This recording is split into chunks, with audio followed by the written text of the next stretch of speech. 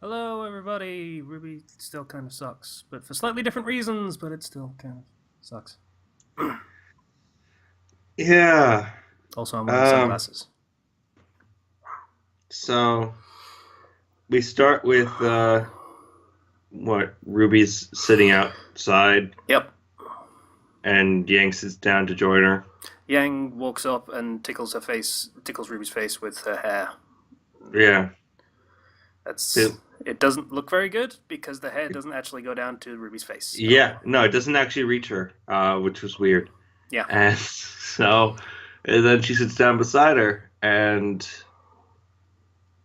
I can't remember exactly what she said at that point. Something about having trouble sleeping. And Yeah. Weiss shows up and is like, "Hey, that's why coffee exists," and such. Brings out coffee. And Ruby's like, bled. She's like, I put lots of cream and sugar in for you. I know. Yeah, It's like, yeah, blasphemy and why? such. It's like, yeah, Weiss, you're still being nice. And it's like, shut up. I will burn this. I will burn you with this coffee. Yep. And so Weiss sits down, and finally, the topic of Blake comes up. Yeah, and Yang is understandably not really fucking bothered about Blake at all in any way, shape, or form, except being kind of pissed at her for very good reason. Yeah, and she kind of snaps at Weiss and Ruby when they're like, but like, she's still our friend, right? And so Yang storms off, and Yeah, Weiss and Ruby seem to have forgotten the part where Yang lost an arm trying to save Blake, and then Blake immediately ran away and abandoned all of them. yeah. So then cut to Yang, and she's in her room, and door opens, and she's like, I'm not changing my mind, Ruby. Just stay out, leave me alone." And it's Weiss at the door, and Weiss proceeds to sit down and just let Yang kind of vent for a bit, where she's just like, she left me, and my That's mom left a lot me. of people have been leaving me throughout my life, and you don't know how that Yeah, feels. I mean, you have your whole family, you have your recitals and everything, but I had to kind of carry the weight of the family, because Dad was busy with school, and I was doing this, and I had to take care of Ruby, and Ruby could barely even talk, and you don't understand. To which Weiss goes, I was when I was 10 years old. That's when my father admitted to my mother that he only married her for her name. So first it was separate Which, meals for mom. fairness, hindsight makes that jibe about him only being a schnee through marriage make a lot more sense and be a lot more cutting. Yeah, and so I mean, we knew it she was goes on to already, but it helps context she to goes say. on yeah she goes on to say how at first it was just they're eating separately, and, her mom would just a little bit to kind of help, and then no, they would just not eat together at all, and her mom would just drink and drink and drink, and well, you get the gist of it. And Yang's like, yeah, I shouldn't have assumed. I'm sorry. Uh, but Weiss is basically saying, uh, but you guys are like my family, and because you're way more of a family than my real family ever was. So if Blake comes back, I'm gonna try to be there for her because she literally had a breakdown before when Yeah, she but was worried about us. she explains Blake's perspective without Blake having to be there, which is really convenient for Blake. Not actually having Yeah, to admit because any of this stuff because apparently we need to bend over backwards to make her seem sympathetic because she's not. Um, so yeah, Blake would she was scared that something like this would happen where Adam found her and we all would get hurt because of it. And lo and behold, it exactly happened as soon as she opened up to us. So she ran away to try to protect you. And Yang's just like, but I wish he was there for me. You know? Which, again, makes sense because she had just lost her arm. Mm-hmm. And I also feel like I feel like that line in particular was kind of pushing the ship angle. Mm. I feel like that was. Because it's just like she's crying over Blake having left, and Yang's just or Weiss is just like patting her on the shoulder. Yeah. She's like, I'm gonna, and like I don't really talk to you that much. We don't really know each other that much. Kind of emphasizing, those two don't interact a lot. Yep. But I want you to know I'll be there for you too. Yeah. And then Ruby pokes her head and is like, "Is it all right now?" And Yang's like, "Yeah, I guess." And it's at this point where we, writing-wise, that was a good scene. It was another scene of people sitting down and talking, which we've had for 4 episodes plus now, but it was still a well-written scene. Animation, voice acting-wise, though, left a little bit to be desired. It was kind of rough. Yeah. Wasn't like, again, the writing was kind of the main point of that scene. The writing was good, but at the same time, it is another scene of sitting down and talking. So we cut over to Blake, where Blake gets a message from Ilya saying, "Hey, things are going too far. I need to talk to you. Come alone." Yep. To which Blake is like, "Yeah, that sounds like a great idea." So she heads over there. Sun comes out. And she's like, "I'll be along shortly," and she heads out there, and Ilya is there, and Ilya says, basically, Ilya's got her hands raised. It's like, "Yeah, I'm sorry," and Blake's like, "It's all right. We can still fix things. Like, if you work with us, we can really. You'll be a great help to us, and it's not too late to turn back. We can make a difference. We can no. make things better." And she's like, "No, I'm sorry for this," and does the signal thing, though. Yeah, and then guy with the wings jumps down, lands on her from above. That's Lanny again, by the way. Doing the voice. And apparently, what? It's Lanny Patrol doing the voice. Yeah.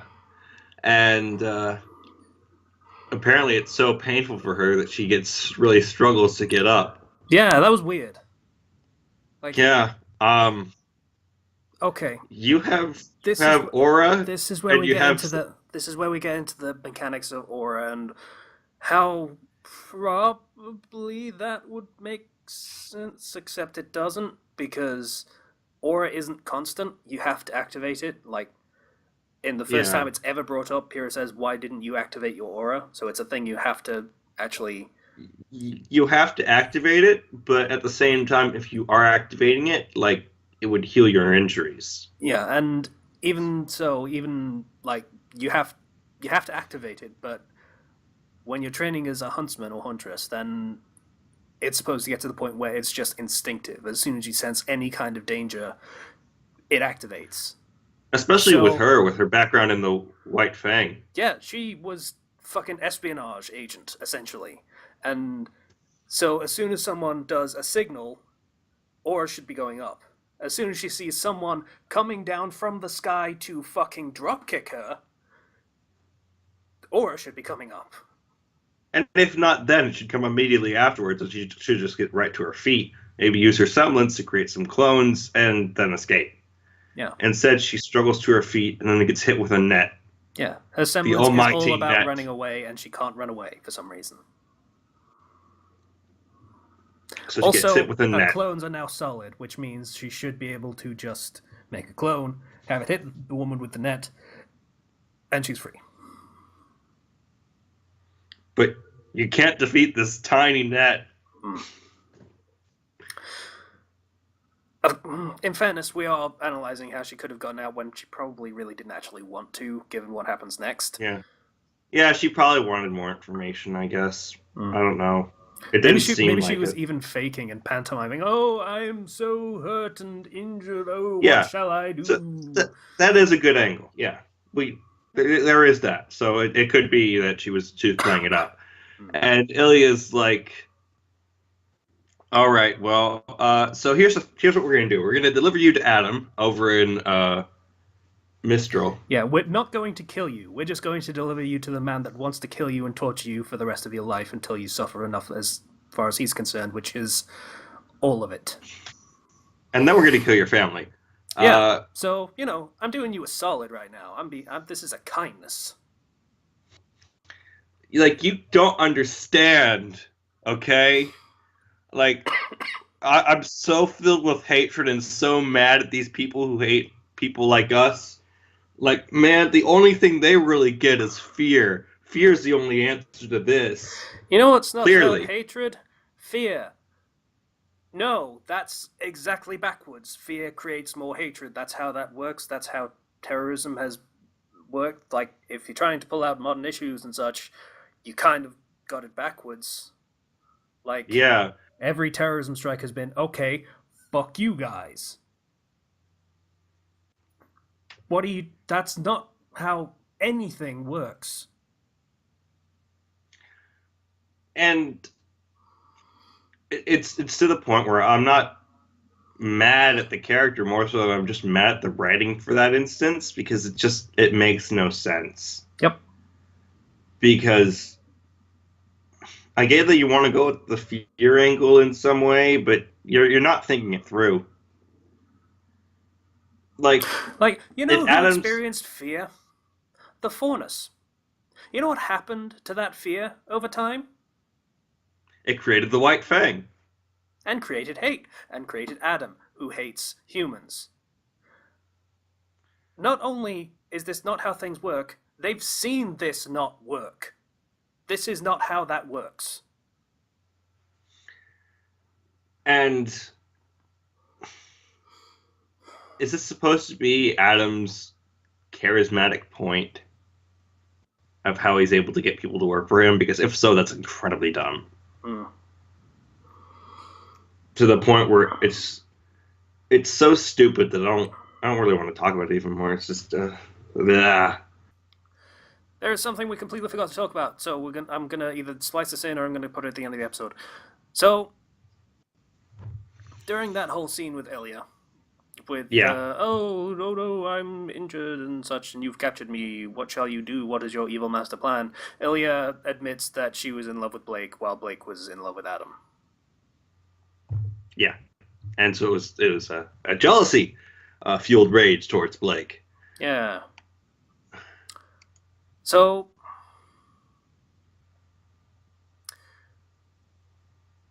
it's been said that that's an example of, okay, evil lesbians kind of thing.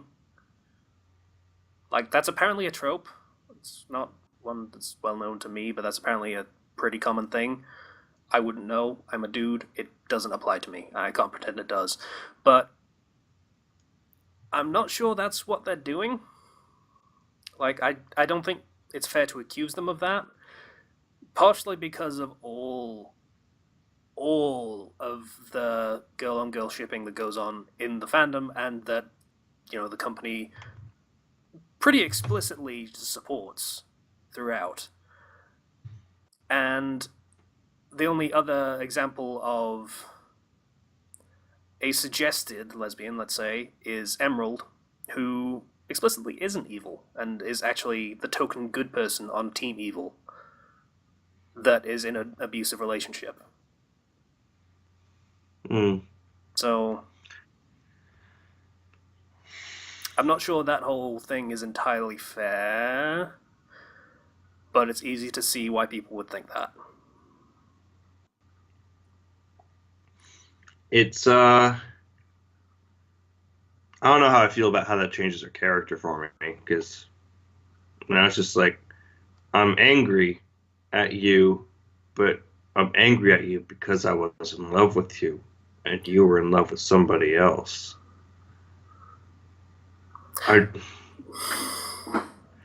I Why feel like does it simplifies them. Why does everyone love Blake? That's my takeaway from this. Because I don't know. I feel like it also simplifies a much more complex relationship that could have been there. yeah, like, oh, But okay, so that whole thing about you being angry at humans and stuff, a lot of that is down to you being a jilted lover. Okay, thanks for not having a real interesting character there.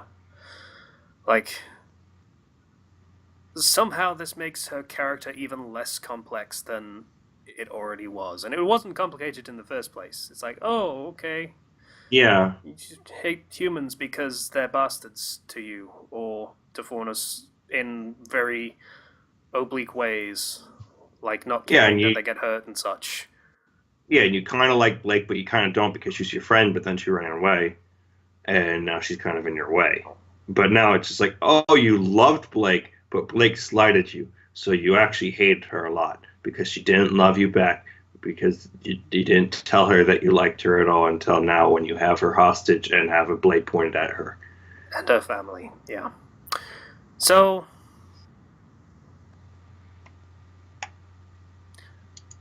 I don't know, maybe they just wanted one of the characters to be a canon lesbian, and they felt like this was a nice, easy one to choose. Like, as I say, they have been tiptoeing around that in the fandom and in the show, and just having, kind of, but not really, but kind of, but not really, and just back and forth on that for so long, they felt they needed to add one that, yeah, is. Like, no questions, no slight hinting, oh, maybe, maybe. No, it just is. And But it feels like it changes her character to the point where things that she did previously don't make as much sense.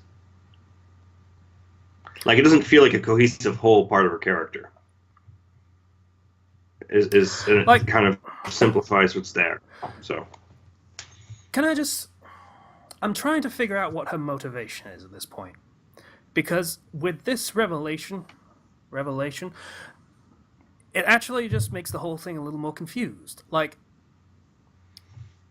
Ilya was in love with Blake, but Blake was in love with Adam, and with Adam, presumably. mhm.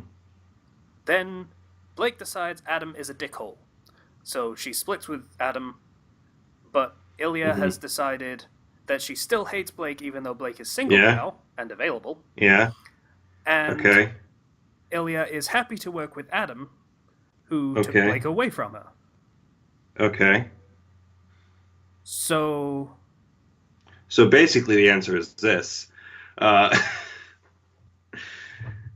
go ahead. I've got nothing. I don't understand. It's the answer is that it's stupid. Because oh my gosh,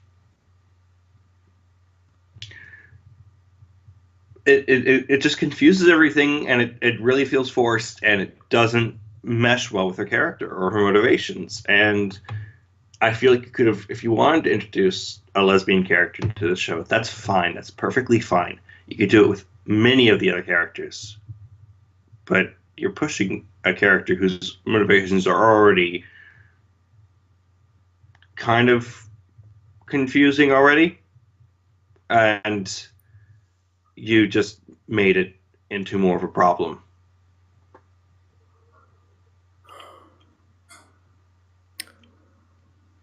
I don't know what to make of it. Good for her. What the hell is she doing? Is what I take away from that. Yeah, that's about it for what I'm thinking too. It's just yeah. So either back to your regularly scheduled show, or bye. I haven't decided how I'm going to edit this. I need to do that in like half an hour. So, bye everybody. Bye. So Sun interrupts after Ilya leaves to go kill Blake's family, and it's like, yeah, that was probably. He's like, thanks for inviting me, and so she gets out. At some point off screen, she gave him a signal, I guess. Yeah, at some point. And so we cut back to the family because Blake and son are running back. It's like call the police, call everybody. And Blake's mom is,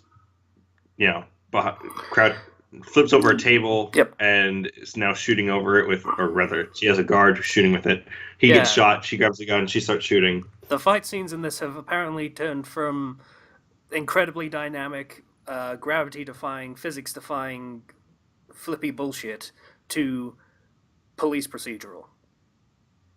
There are people and then we hiding cut over behind a table shooting at the other guys, and then there is Gira in the other room just punching dudes. That's it. That's the fight scenes for this now. You'd think that with Aura, they could just run through the blast and take one shot and then, like, take her down or something. You'd think. Like, they're really inconsistent with how widespread Aura use is. Because, like, you'd assume that the White Fang would want to make sure that people are strong, especially the people going to assassinate Gira's family. Adam very clearly has it. So, yeah. The only time we've been shown someone activating that aura, it was laughably easy. There was a chant, put the hand on the forehead, and looked at each other. And that was it. So, the idea that an organization that is all about fighting all of the time would not have every single member with activated aura is a little bit silly. Yeah. Or at least the ones that you would send to assassinate somebody's family, like of this rank and this magnitude. Like, if your job is to fight in this universe where there are monsters everywhere and there is conflict everywhere, if you're not expected to fight in this universe where there are monsters everywhere and conflict is everywhere, you would kind of expect everyone to have this. Yeah. And Gira takes off his shirt and, like, he throws a few people around, but it's not interesting. He doesn't, actually. He throws a few people around, someone gets shot and dropped in front of him, and he's like, oh, and it's the Fox dudes. And then he takes off his jacket, shirt, whatever. Yeah. And, I don't know, maybe we'll see his semblance next time, because... And he does the Wolverine claws, like that one guy who died immediately after he did that. So I don't know whether that's foreshadowing, but I don't know. This episode, there was some good writing in it, but okay, there was good writing in it for one scene, but the animation and voice acting was kind of blur at best. There was good voice acting and kind of animation in one scene, but then the writing was absolute trash.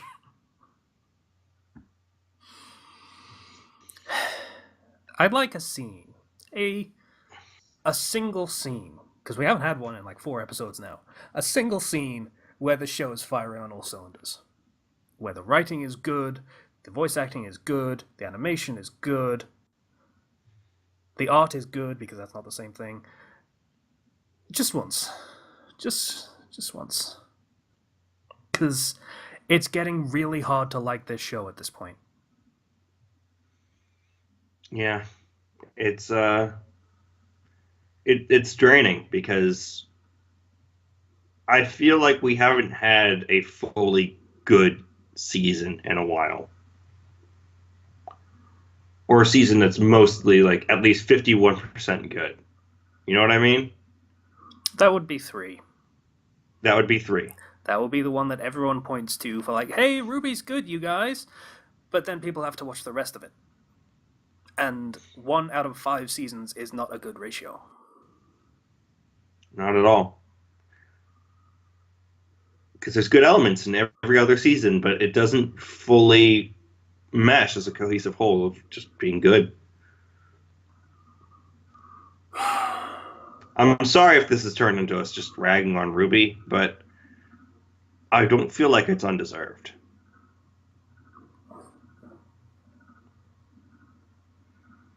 I'm sad. Because remember when I kept telling you to watch RWBY and you wouldn't? Yeah, And yeah. then I invented an entire show just to make you watch RWBY. And you did, and Mm-hmm. you enjoyed it, and we were happy. And then we got to season 4, and it's like, okay, that wasn't as good. But, they can pick it up again. So we'll keep doing the reviews for RWBY, and it'll be great when they pick it up again. We can be excited and watch it week to week and talk about it every week, and it'll be great. Yeah. I will see the season to the end because Yep. maybe there's something in the end of the season that will bring it back. But at this point, I'm doubting it. Yep.